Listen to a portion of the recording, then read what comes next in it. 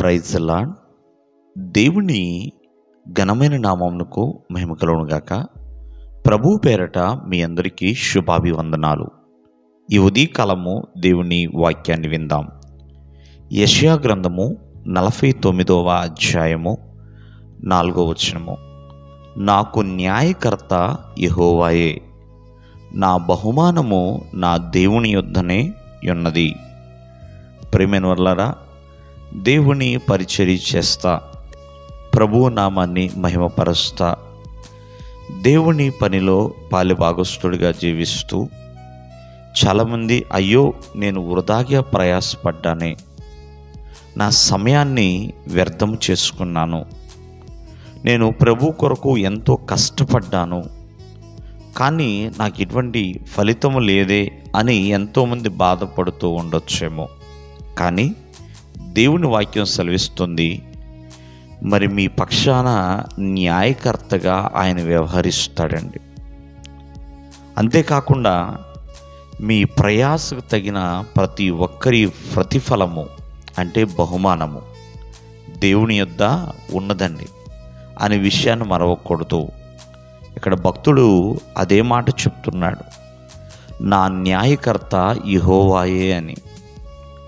ఆయన న్యాయకర్తగా ఉన్నప్పుడు అందరి పక్షాన సరైన న్యాయము తీరుస్తాడండి. ఆయన పక్షపాతి కాదు. చూడండి, ఆయన ఖచ్చితముగా కష్టానికి తగిన జీతాన్ని ఇచ్చువాడు. నీ బలము కావచ్చు, నీ సమయము కావచ్చు, ధనము కావచ్చు, ప్రభు కొరకు మీరు ఏదైతే కష్టము చేశారో, ఖర్చు చేశారో, మరి దానికి తగిన ప్రతిఫలమైన బహుమానము ఎప్పుడు కూడా దేవుని యొద్ద ఉంది. కాబట్టి అయ్యో నేను వృధాగా నా సమయం అంతా వేస్ట్ అయిపోయిందని అనుకోవద్దండి. ఎన్నో ఆత్మలు రక్షణ పొందాలని ప్రార్థన చేస్తున్నారేమో, ఎంతోమంది ప్రభు వైపు, ప్రభు తట్టు తిరగాలని ప్రయాసపడుతున్నారేమో, చక్కగా ఎంతో నిగ్రహము కలిగి, పరిశుద్ధత కలిగి, యథార్థత కలిగి దేవుని కొరకు నీతిగా నిజాయితీగా జీవిస్తున్నారేమో. ఏ దినము కూడా మీ ప్రయాస వ్యర్థము కాదు. మీ బహుమానము ఎవరి యొద్దకు వెళ్ళదండి. మీ బహుమానము దేవుని యొద్ద ఉన్నది. ఒకానొక దినమున ప్రభువు రాకడ సమయములో ఎవరి బహుమానాలు వాళ్ళకి దేవుడు ఇస్తాడండి.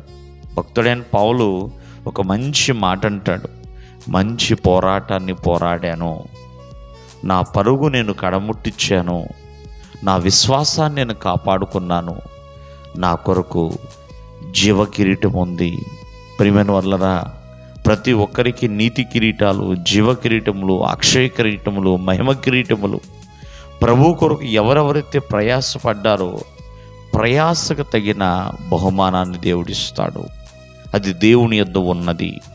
దేవుడు మిమ్మల్ని ఆశీర్వదించునుగాక. ఆమేన్.